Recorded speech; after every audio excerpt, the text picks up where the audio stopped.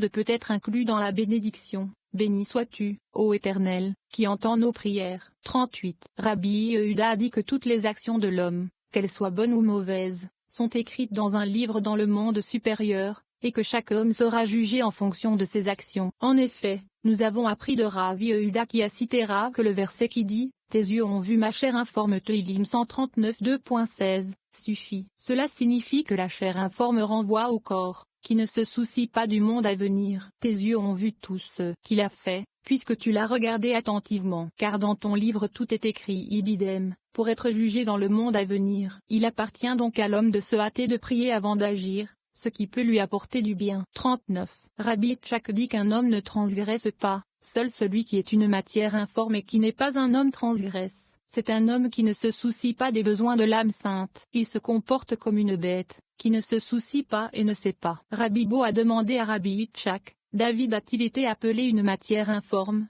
ainsi que celui qui ne se soucie pas de l'âme, parce que c'est lui qui a écrit le verset. Rabbi Yitzhak répond qu'Adam a dit, tes yeux ont vu ma chair informe, car chair incorporée signifie une matière dont la forme n'est pas encore achevée. Il dit qu'avant de me donner mon âme, alors que je n'étais encore qu'une chair informe, tes yeux ont cherché à créer des hommes à mon image. Car dans ton livre tout est écrit, car il sera écrit qui ils sont eux et non. Les jours aussi où ils seront façonnés Tehillim 139, 16, signifie qu'ils seront créés à son image. La phrase, et pas un seul d'entre eux signifie qu'aucun n'a survécu. 40. Rabbi Bo demande, pourquoi n'y avait-il plus personne parmi ceux qui portaient une ressemblance avec l'image d'Adam? Il répond, venez et regardez, ceux qui ressemblaient à Adam, même légèrement, c'est-à-dire vaguement, ne sont pas morts de mort naturelle. Tous ont été frappés pour avoir ressemblé à Adam. La force de Chianchon lui a fait défaut, tout comme le coup de chaud, et ainsi de suite. Venez et regardez. Rabbi Yehuda a dit que l'image d'Adam et sa beauté étaient comme la splendeur du firmament suprême au-dessus de tous les firmaments, comme la lumière que le Saint, béni soit-il, a gardée pour les justes dans le monde à venir. Par conséquent, tous ceux qui possédaient quelque chose de l'image d'Adam ont été frappés par cette image et sont morts,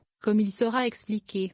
41. Telles sont les voies du Saint, béni soit-il. S'il donne à un homme des richesses, c'est dans le but de soutenir le monde et d'accomplir ses commandements. Si l'homme ne le fait pas, mais qu'il s'enorgueillit de ses richesses, il sera détruit par elles, comme il est écrit, les richesses gardées pour leurs propriétaires à son détriment. Kohélet 5h12. Si le Saint, béni soit-il, lui donne des enfants, il les donne afin qu'ils apprennent les voies du Saint, béni soit-il, et qu'ils gardent ses commandements. Il est écrit à propos d'Abraham, car je l'ai connu, il commandera à ses enfants et à sa famille après lui, et ils garderont la voie d'Hachem, pour faire la justice et le jugement. Béréchit 18h19.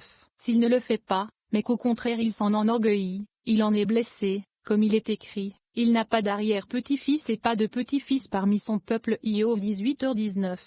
De même, lorsque le Saint, béni soit-il, donne la beauté bonne et supérieure d'Adam, il la leur donne pour qu'ils gardent ses commandements et se conforment à ses souhaits. S'ils en sont au contraire fiers, ils seront blessés par la beauté dont ils ont été bénis. 42. Rabbi Yehuda dit que lorsque le Saint, béni soit-il, créa Adam pour la première fois, alors qu'il n'était encore qu'une chair informe et n'avait pas d'âme, il dit à l'ange qui était chargé des images des hommes, regarde, et façonne dans cette forme 6 hommes, Chianchon, Sho, Azaël, Yoshiahu, Tzidkiahu, et Achalom. C'est le sens du verset, et il engendra un fils à sa ressemblance, à son image, et il l'appela Shé. Béréchit 5 2.3. Le mot araméen Shé signifie 6 et fait référence aux 6 personnes mentionnées. 43. Rabbi Yitzhak dit que le Saint, béni soit-il, a créé ces 6 hommes à partir de la même poussière qui a été utilisée pour créer Adam. Les mots, et l'appela Shé est dérivé du mot araméen Shota, qui se traduit par 6. Cela signifie qu'il créa 6 hommes. C'est la signification de,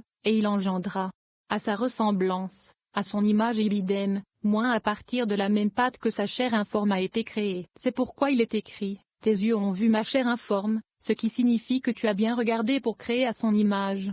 Car dans ton livre tout est écrit signifie que ceux qui n'ont pas gardé ce que le Saint, béni soit-il, leur a donné ont été chassés du monde.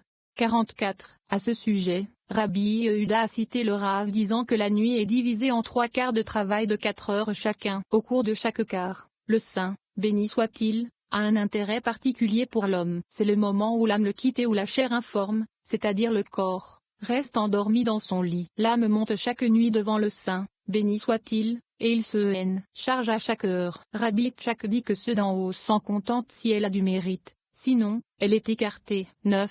Pour porter le deuil de Sarah, et pour pleurer sur elle. À travers la discussion kabbalistique des rabbins sur la relation entre l'âme et le corps, nous explorons la nature allégorique des histoires et des personnages de la Torah. Par exemple, Abraham représente l'âme juste après qu'elle a quitté ce monde, tandis que Sarah représente le corps physique laissé derrière elle. Ensuite, nous sommes informés de ce qui se passe immédiatement après la mort. L'âme revisite généralement son corps et le pleure pendant 7 jours avant de s'élever vers le monde supérieur. Cependant, dans le cas d'une personne méchante, l'âme peut se retrouver liée à la terre et au corps abandonné pendant 1 an. Mais à la mort de personnes spirituellement avancées, comme Abraham, la sainteté du corps lui-même mérite une protection spéciale jusqu'au moment où tous les morts sortiront de leur poussière. Ce phénomène, nous le découvrons, explique plusieurs passages de l'Écriture autrement déconcertants. La pertinence de ce passage, le message de la Torah et les idées mystiques du Zohar sont destinés à l'ici et au maintenant, afin que notre avenir soit paisible et sûr. En rassemblant les forces libérées par le nom d'Abraham et ses paroles de sagesse vénérée, nous élevons notre corps physique à un niveau supérieur de pureté spirituelle.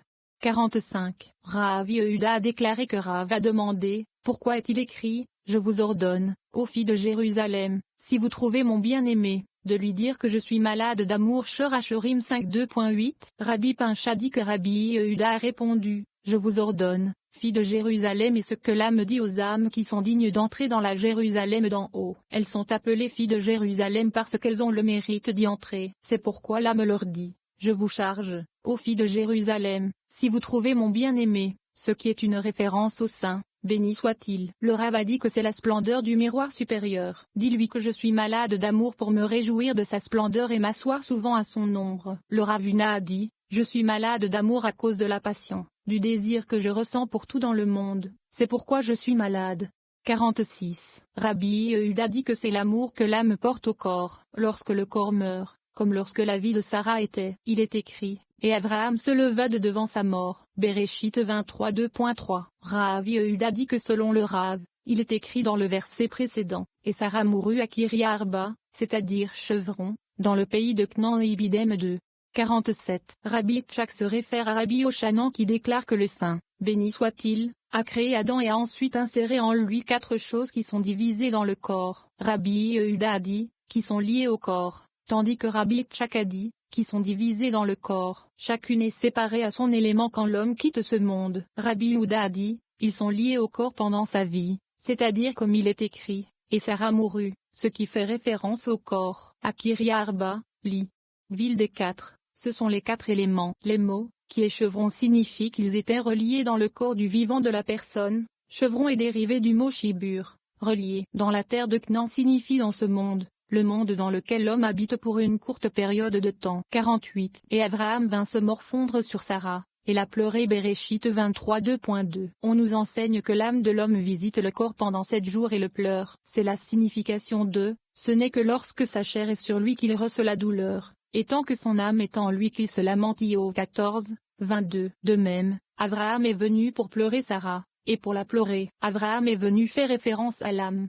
tandis que pour pleurer Sarah fait référence au corps. 49. Rabbi Tchak a dit que le corps repose en paix et repose dans sa tombe lorsque l'âme a du mérite et s'élève à son haut lieu. Ceci est mentionné dans le verset, celui qui marche dans sa droiture entrera en paix auprès de ceux qui reposent dans leur tombe. Yeshaya 57:2.2. Qui est celui qui marche dans sa droiture? Rabbi Tchak dit que c'est l'âme qui marche dans sa droiture vers l'Éden qui se cache en l'attendant. Qu'est-ce que cela signifie? Rabbi Yehuda dit, c'est pourquoi Neshoksho, sa droiture, est écrit avec la lettre E. S'il n'a aucun mérite et mérite d'être puni, il se promène avec désolation et visite quotidiennement le corps et la tombe. 50. Rabbi Yosi a dit que l'os dur, ainsi que le fémur qui a été atteint et déplacé, se déplace ici et là avec sa puanteur, venant et visitant sa place pendant 12 mois. Il en va de même pour l'âme qui mérite d'être punie. Elle sort dans le monde, visitant sa place dans le monde et le cimetière pendant 12 mois. 51. Rabbi Yehuda a dit, venez et regardez le verset, et Abraham se leva de devant son mort. Rabbi Abba soulève un point délicat. Nous avons appris que lorsque l'âme est dans le complément céleste, notamment en Bina,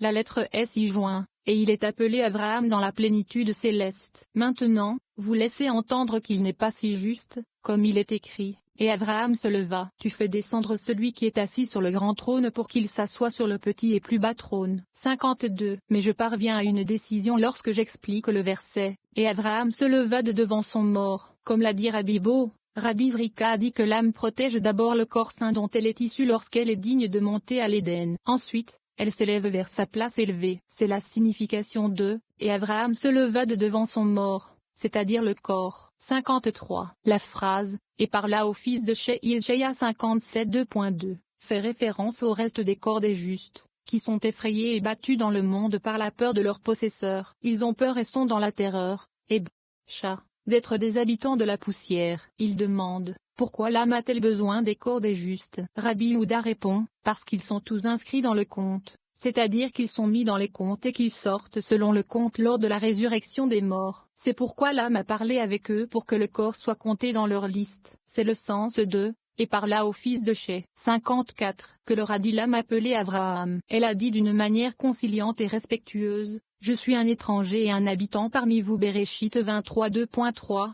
ce qui signifie que ce corps sera compté avec vous dans un seul quorum par cette union. Le rabbin a dit « Regarde ce qui est écrit ». Et les enfants de Shé répondirent à Abraham. Jésaïa 57 2.4. Ils lui ont également répondu de manière respectueuse et conciliante. C'est la signification de « Écoute-nous, mon Seigneur, tu es un prince puissant parmi nous. » 10. Dumas s'est fait entrer et sortir du compte le rôle de Dumas, ange responsable des cimetières, et discuter. Les rabbins s'accordent à dire qu'il est en charge de tous les corps, qu'ils soient bons ou mauvais, et qu'il les classe dans les tombes en fonction de leur mérite. Jusqu'au jour du jugement. L'interprétation de la Torah nous dit que le corps d'Abraham a reçu un trésor spécial de paix et de grand repos. De même, selon divers rabbins, ceux qui ont respecté la loi, étudié la Torah et accompli des actes de grande piété peuvent hériter de 200 ou 400 mondes dans le monde à venir. La pertinence de ce passage: une personne juste n'est pas nécessairement celle qui a atteint le même niveau de spiritualité et de sagesse que les éminents sages de l'Antiquité ou les grands kabbalistes cités dans le Zohar. Nous ne sommes pas censés atteindre leur niveau,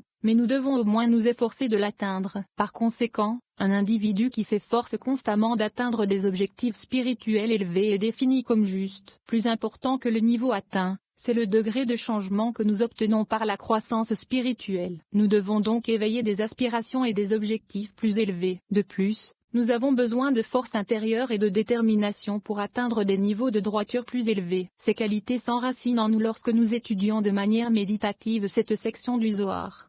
55. Que signifie la phrase « Tu es un prince puissant » ou « un prince d'Élohim » Béréchit 23 2.5. Rabbi Pincha répond qu'avant que les justes ne quittent le monde, une voix divine résonne chaque jour parmi les justes du jardin d'Éden pour préparer une place pour un tel ou un tel qui viendra ici. Par conséquent, ils disent, de la part d'Élohim en haut, « Tu es un prince chaque jour parmi nous, dans la plus belle de nos tombes ibidem. » Il doit être compté parmi la plus belle compagnie des justes. Personne n'empêchera l'accomplissement du quorum, car nous nous réjouissons tous en lui et nous nous empressons de le saluer. 56. Rabbi Yossi ben Pazi dit, venez et voyez, après que l'âme les ait rencontrés, elle est condamnée. Elle rencontre l'ange désigné sur eux, l'ange en charge des cimetières, nommé Dumas. Il annonce parmi eux, chaque jour, les noms des justes qui vont venir parmi eux. Il le supplie aussitôt de loger le corps dans la tranquillité, la sécurité, le repos et le plaisir. Tel est le sens de « Et il parla à Ephron » Jésaïa 57 2.11. 57. Rabbi Elza a demandé « Pourquoi l'ange Dumas est-il appelé Ephron ?» Il répondit « Parce qu'il est en charge des habitants de la poussière, et Afar. » Toutes les listes des justes et les compagnies des pieux qui habitent dans la poussière lui ont été remises, et il les fera sortir selon le décompte. 58. Rabbi Elazar dit « Lorsque le saint, béni soit-il, viendra ressusciter les morts dans le futur, il appellera l'ange nommé Dumas, qui est désigné sur les tombes. Il lui demandera le dénombrement de tous les morts, les justes et les pieux, et tous les prosélytes sincères tués pour l'amour de son nom. Il les fera sortir selon le dénombrement, de la même manière qu'il les y a mis. Tel est le sens du verset, il fait sortir leur armée selon le nombre. Pas un ne manque. Jésaïa 42.26. 59. Au nom de Rabbi Yaakov, Rabbi Shmuel a dit que les âmes des mauvais sont entre les mains de l'ange Dumas, qui les enverra à genoux pour y être condamnées. Une fois qu'elles sont mises entre les mains de Dumas, elles ne reviennent plus avant d'aller à genoux. C'est ce que David craignait lorsqu'il a commis ce péché, comme il est écrit, « Si Hachem n'avait pas été mon secours, mon âme aurait bientôt habité à Dumas » Tehillim 94. 17. Rabbi Elza a dit, l'âme le supplie de mettre le corps avec les corps des autres justes et d'être dénombré dans leur nombre. C'est le sens de, et il parla à Ephron. 60. Rabbi Tanchum